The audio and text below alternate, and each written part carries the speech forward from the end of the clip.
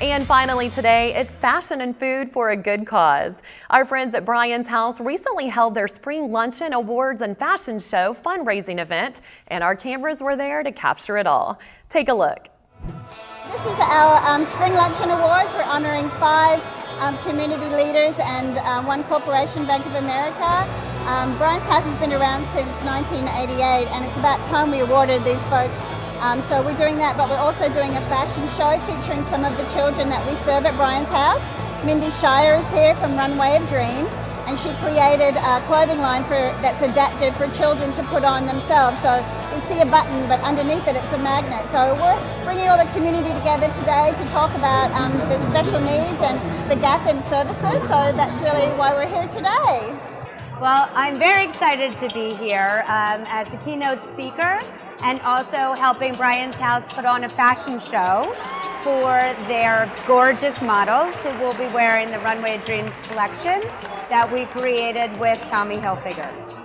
Runway of Dreams works to bridge the gap between the fashion industry and the differently abled community to create and develop opportunities and clothing that was made for people and children in particular with disabilities.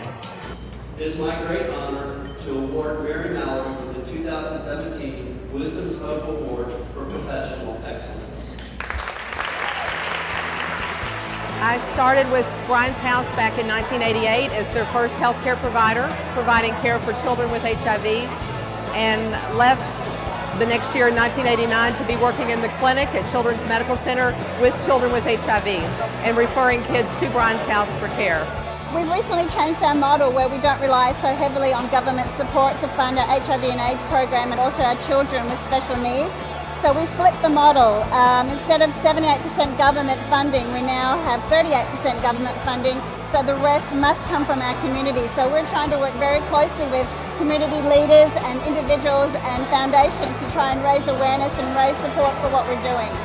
Well, I think they just serve a vital role for kids that aren't really welcome in other organizations. Kids with infectious diseases or kids with developmental disabilities that need a little bit extra care, and I think they jump in and do that and take care of the family also.